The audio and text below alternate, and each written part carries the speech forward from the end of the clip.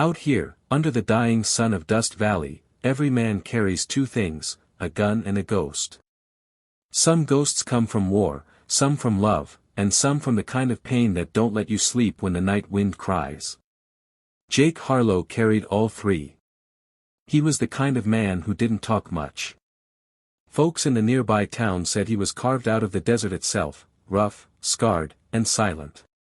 He worked alone, mending fences, branding cattle, and living with nothing but his horse, a rusty rifle, and memories he never spoke of. The ranch he lived on wasn't much, just a stretch of dry land and a house that creaked louder than the coyotes at midnight. But to Jake, it was home. That evening, as the sky bled orange and gold, he noticed something strange, dust rising from the east trail. Not the kind that comes from cattle, the kind that comes from riders. He narrowed his eyes. 3 men, dressed in long black coats, riding fast, shadows cutting through the sunset.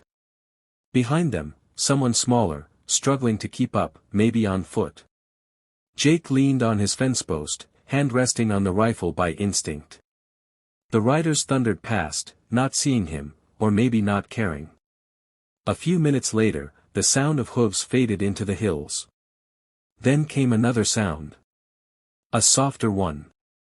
A woman's voice, desperate, breaking through the wind. "Please. Somebody, help me." Jake's hand froze. That voice, it wasn't from this land. It was trembling, scared, the kind of cry that came from a soul running for its life. He grabbed his hat, slung the rifle over his shoulder, and walked toward the voice. By the time he reached the river bend, he saw her, a woman, maybe in her late 20s, her dress torn by branches, mud on her face, fear in her eyes. She stumbled and fell near the water, looking back over her shoulder like something was chasing her. Jake stepped closer, keeping his tone low. "Ma'am, you all right?" She looked up, startled, eyes wide with panic. "Please, don't let them find me. Please." Jake frowned. "Who?" She looked behind him, the trail. Her voice was barely a whisper. "The men in black coats." Jake glanced at the horizon, the same riders he'd seen minutes ago. Their dust was still hanging in the wind. He knelt beside her. "You hurt?" She shook her head, tears mixing with dirt. "No. I just can't run anymore." Jake took off his coat, handed it to her. "Come on.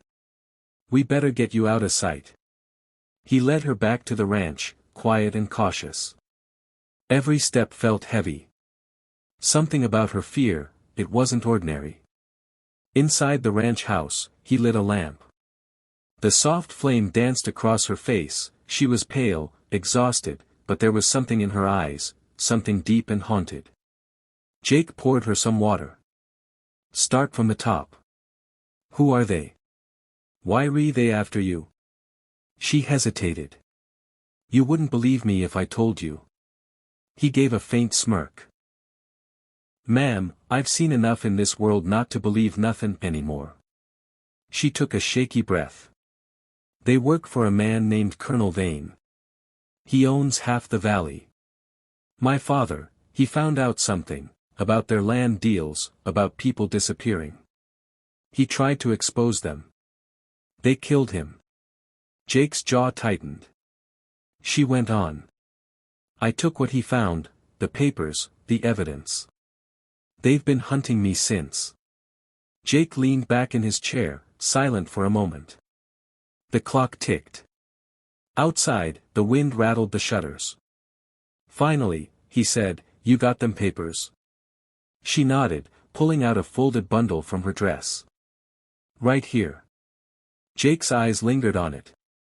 Truth was, he didn't give a damn about papers or land deeds. But he'd seen that kind of fear before, in war, in women and children running from men who thought power made them gods. He looked at her again. "What's your name, miss?" "Clara," she whispered. "All right, Clara. You'll stay here tonight. I'll keep watch." She opened her mouth to protest, but his eyes told her not to argue. She just nodded, pulling the coat tighter around her. Jake walked outside, the cold wind brushing his face. The moon had risen now, pale and watchful. He stood on the porch, rifle resting in his arms, scanning the horizon. The silence was deep, but his gut told him it wouldn't last. He could feel them, out there, in the dark. Men like that didn't stop till they got what they came for. Hours passed. Midnight crawled in slow. Jake didn't move from his post. His horse, Dusty, shifted nervously, ears twitching toward the barn. Then he heard it, the crunch of boots on gravel. He turned slowly. 3 shadows moved out from the dark. Long coats. Wide hats. Faces hidden by the brim. The one in front spoke, his voice oily and cold. "Evenin', cowboy. We're lookin' for a woman. Came this way. You seen her?" Jake didn't blink. "Can't say I have." The man stepped closer, eyes glinting. "Funny thing, we tracked her right to your land." Jake's grip on the rifle tightened. "This land's private." The man smiled.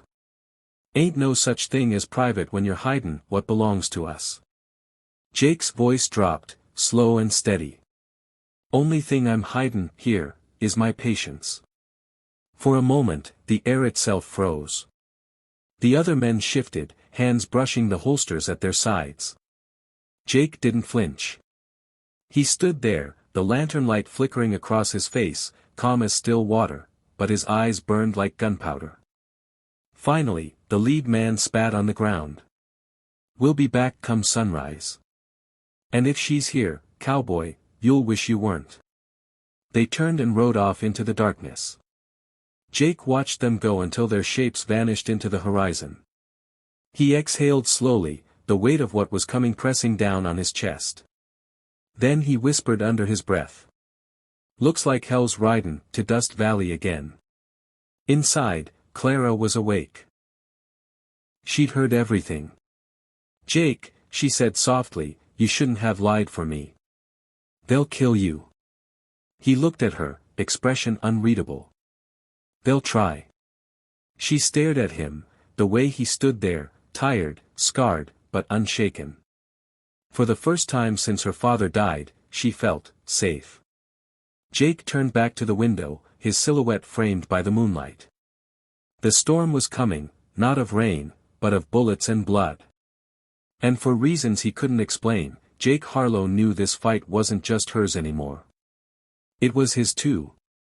Soft, emotional voiceover. And that night, under the silver moon of the valley, a cowboy made a choice, to stand between evil and innocence, between fear and hope. He didn't know what dawn would bring. He only knew one thing: if the men in black came for her again, they'd have to go through him first. The night was long, and heavy. Even the stars looked tired, as if they too were waiting for what the morning would bring. Jake Harlow didn't sleep.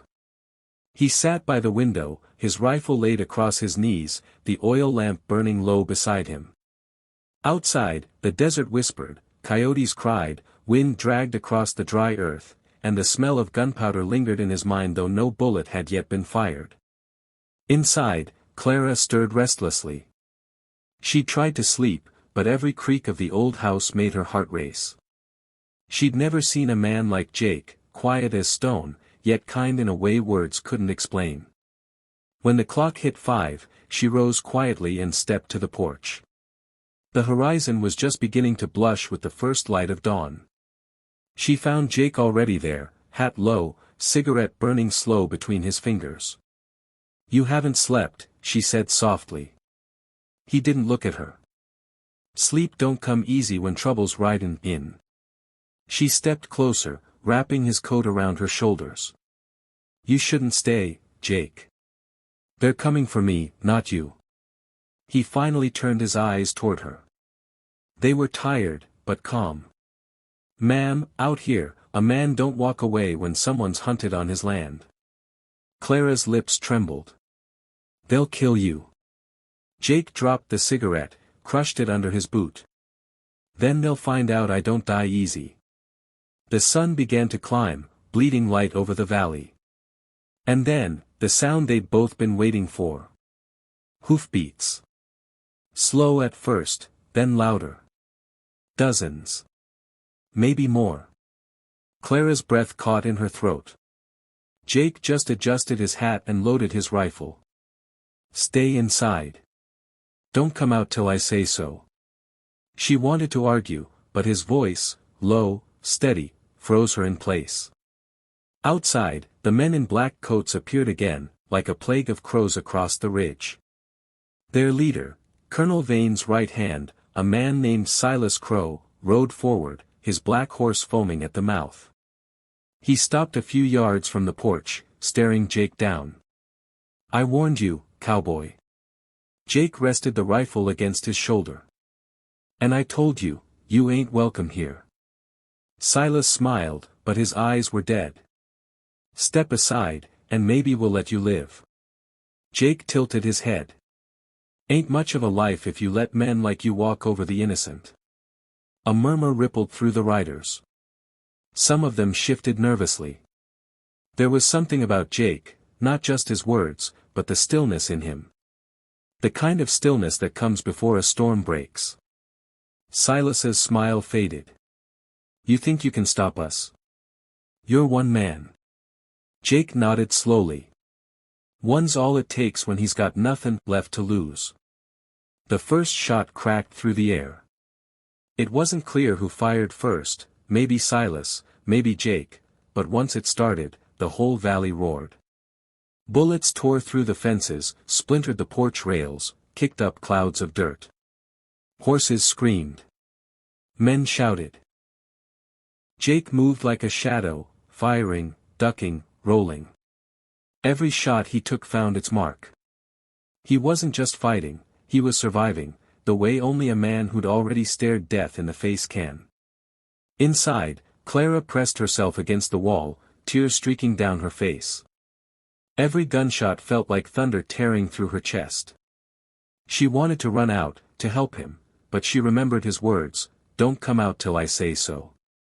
Through the window, she saw him fall once, hit in the shoulder, but he pushed himself up, bleeding, face pale but fierce. He shouted over the gunfire, voice cutting through the chaos like iron. "You want her? You'll have to come through me." And the men tried. One after another. But Dust Valley had its ghosts, and that morning, Jake Harlow became one of them, moving through the smoke and sun, silent and deadly. After what felt like hours, the gunfire slowed. The dust began to settle. Jake stood in the middle of the yard, smoke rising from his rifle, blood soaking through his sleeve. Bodies of the men in black lay scattered around him. Only one rider remained, Silas Crow, bleeding but alive, aiming his revolver from behind a fallen post. He sneered. "You're finished, cowboy." Jake looked at him, chest heaving. "Maybe. But not before you." They both fired. The sound echoed across the valley, and then, silence. When the dust cleared, Jake was on his knees, his rifle fallen beside him. Silas lay motionless on the ground, his revolver spinning away into the dirt. Clara ran out, tears streaming. "Jake! Jake!" She knelt beside him, clutching his face. He smiled faintly, his breathing shallow. "You're safe now, ma'am," he whispered. "That's what matters." She shook her head, sobbing. "No, you can't leave me now, please." He reached up, brushed a tear from her cheek with a trembling hand. "Don't cry. The world needs more people like you, not men like me." "No, Jake." He coughed, eyes growing distant, voice barely a whisper now. "Tell the world, a cowboy stood, between them and you." And then he was still. The wind picked up, carrying the last of the gunpowder smoke across the open plain. Clara clung to him, her cries echoing into the valley. The sun rose higher, golden and cruel, shining down on the man who gave everything for someone he barely knew. Weeks later, when the dust of the fight had settled, folks in town began to talk about what happened at Harlow Ranch. They said one man stood alone against a dozen killers.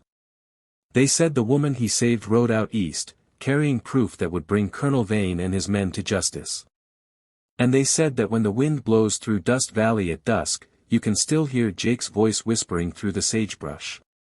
Stand for what's right, even if you stand alone. Soft outro, cinematic tone. And that's how the legend of Jake Harlow was born. The cowboy who stood between darkness and the woman who carried light. He didn't fight for gold. He didn't fight for glory. He fought because no one else would. If this story touched your heart, if you felt the dust, the pain, and the courage of that cowboy,